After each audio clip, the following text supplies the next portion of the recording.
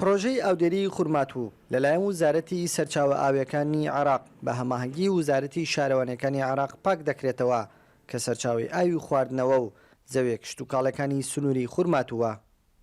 يقوم بتنظيف مشروع الرئيسي دەستمان کردووە بە پاکردنەوەی پرۆژەی ئاودێری خورماتوو بە درێژایی 7 کیلۆمەتر لە ڕێگەی پێچ ئامێری تایبەتەوە قوڕ و لیتە و گژوگیای ناو پرۆژەکە دەردەهێنین.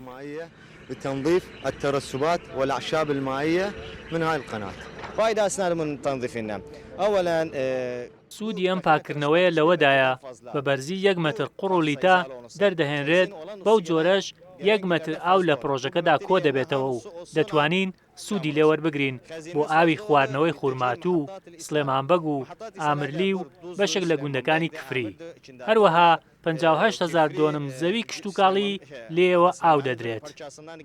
تغذية دروزن مناطق زراعية بحدود 8,000 دونم براني إيروا إدري. جوتیارانی خورماتوو بە گرنگیەوە دەڕواننە کاری پاکردنەوەی پرۆژەی ئاودێری قەزاکە. وەڵامە سوودی بۆ پاکردن ئەم مەشروعەکە بۆ جوتەران باشە، هەم ئاوەکە پاکەوێتەوە، هەم خەڵکی استفادەی زیاتری لێوەرەگرێ، ئاوەکەش خەزنی زیاتر لەوێ پاکێتەوە، قوڕی پیسەکەی پاکێ بۆ جوتەرش باشە، ئەگەر ئاوەکەش خەزنەکە ئەم دەستخۆشین لەم جەماعە دەکەن لەم تیمەکەن و هاتنە بۆیرە و ڕێزیان لێگرێ مش یارمەتیان شەدەین.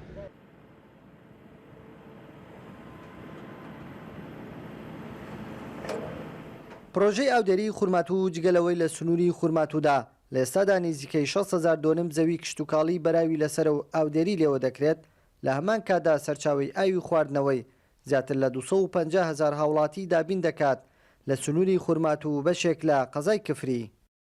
دوای 15 ساڵ بۆ یەکەم جارە وزارەتی سەرچاوە ئاویەکانی عێراق پرۆژەی ئاودێری خورماتوو پاک دەکاتەوە و بە پاکردنەوەشی جگەلەوەی سوودی هەیە بۆ زەوێ کشتوکاڵەکانی سنوورەکە بە بەرزی 1 متر ئاویەدەکی خواردنەوە بۆ سنووری خورماتوو و سلێمانبەگ و ئامرلی و بەشێک لە کفری دابین دەکات.